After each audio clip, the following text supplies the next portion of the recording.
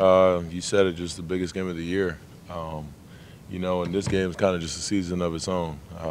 You know, no matter what you do all regular season or even after, in postseason, this game just always, has a little bit more meaning to it. It holds a little more weight, no matter how good or bad you do all year, everyone remembers what the result of this game is. So it's definitely really big. It means a lot to a lot of people.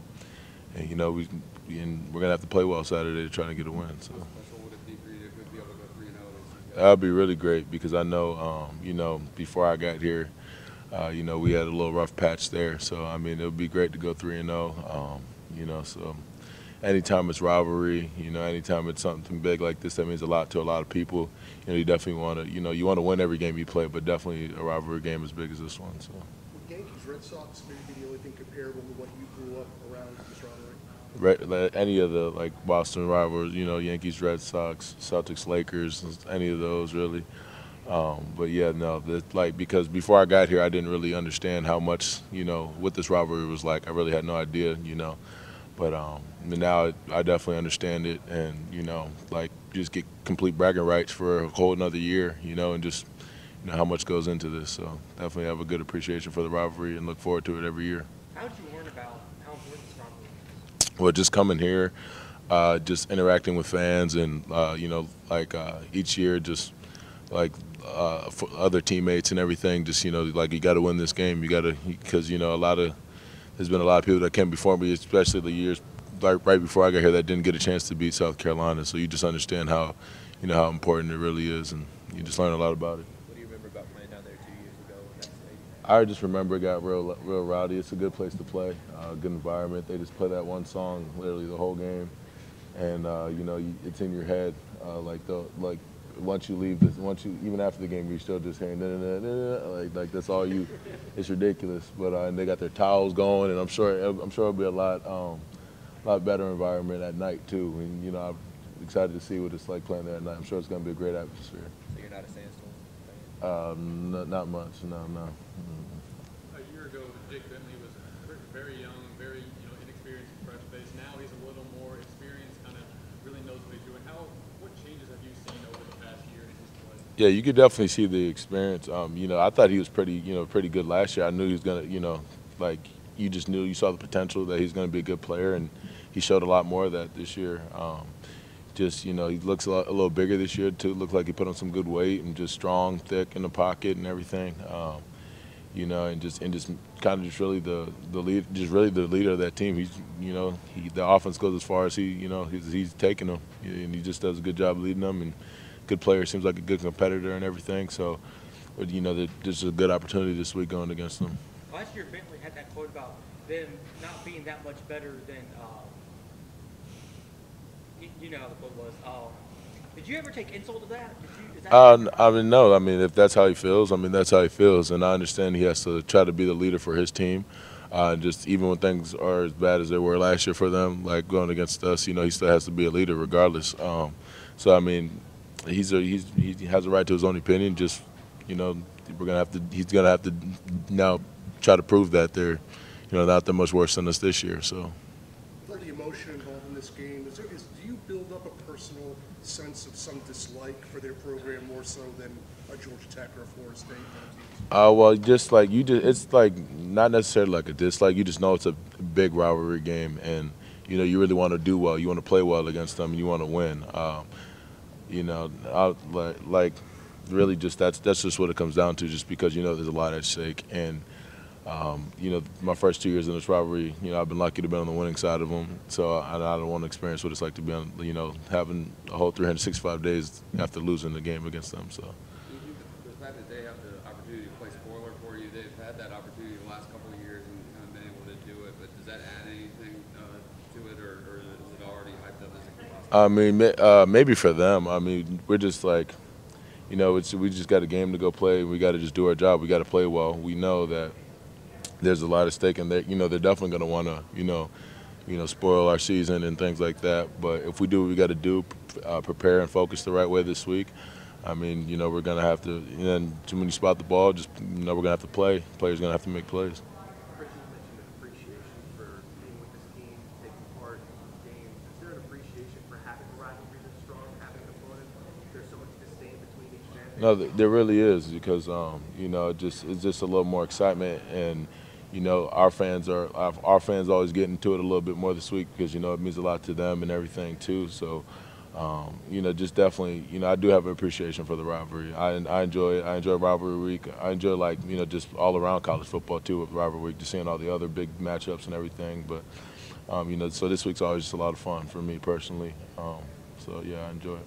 As a competitor, is it more exciting when they're doing well also, when you know that both teams are having a great season going into last week? Yes, but no, because you know in a rivalry game anything can happen. Both teams are going to bring their A game, and you know it's not often there's you know no matter what the records are, you know it's not often that you know rivalry games are usually one-sided. You know it's usually both teams bring their A game, throwing everything they can at you because they want to win the game because it means a lot and it's a big game.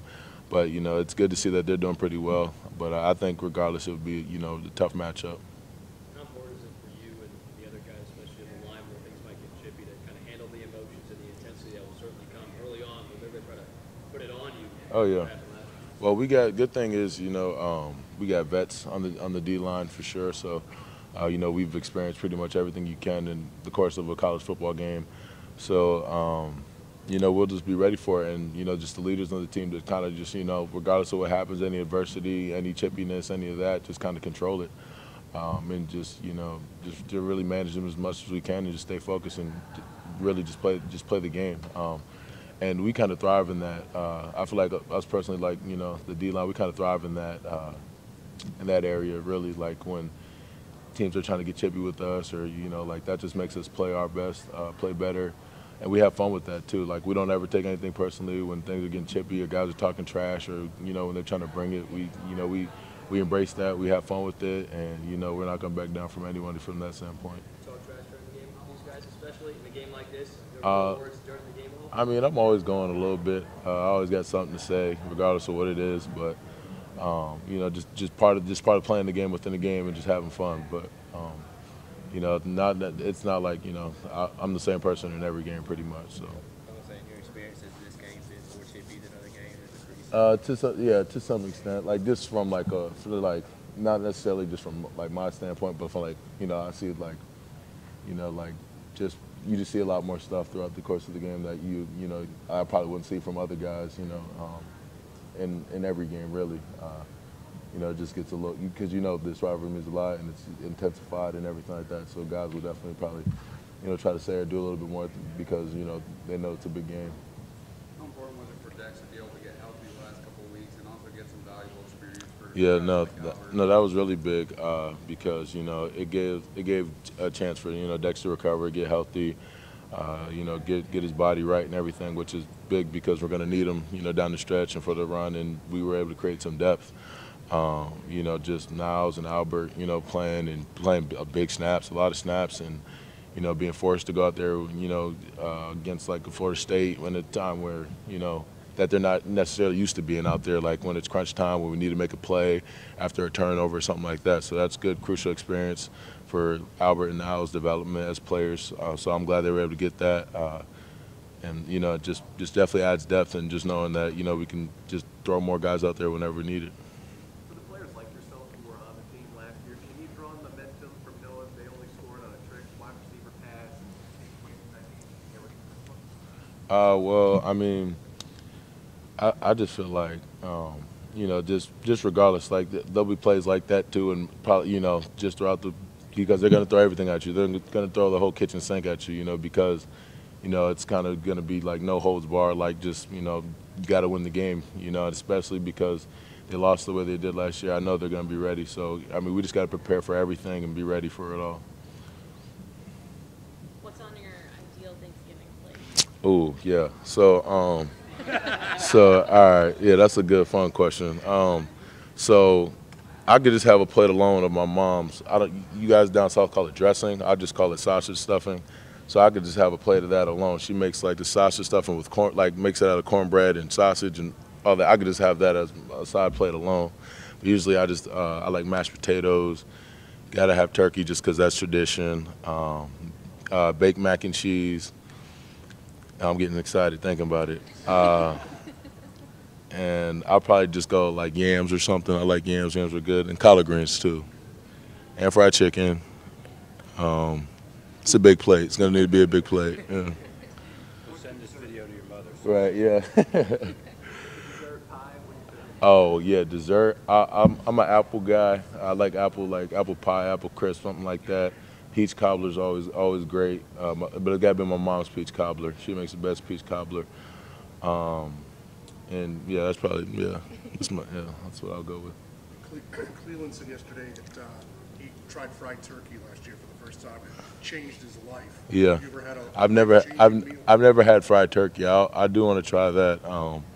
Yeah, never had it, but I definitely want to try it. See if it's like people talk about it. Say it's really good, but I just never get a chance to do it. So I want to try it this year. Hopefully, I'm gonna find whoever has the fried turkey and make a stop at their house. Do you just like make a rotation? Like stop at- No, that's how I've done it the last 2 years. I'll start off at one house, get a little plate there, watch the game, then about every hour on the hour you go to another house, get a little bit more there, just work your way up, get about 5, 6, go to about 5 to 6 different houses, get about 5, 6 different plates, then go somewhere for dessert, and you're all good. That's the. What do you end up at? What was that? What do you end up at for dessert? Well, usually I'll just try to figure out who's making the best dessert, whoever's sounds the best, or I'll just grab a little dessert from each spot that looks good, and then have it all at the end of the night. So. All good. Coaches' houses or like Coaches, no. Just like coaches, teammates, just whoever, staff, just like support staff on the team, just whoever's willing to let me in, whoever has left a lot of food. So.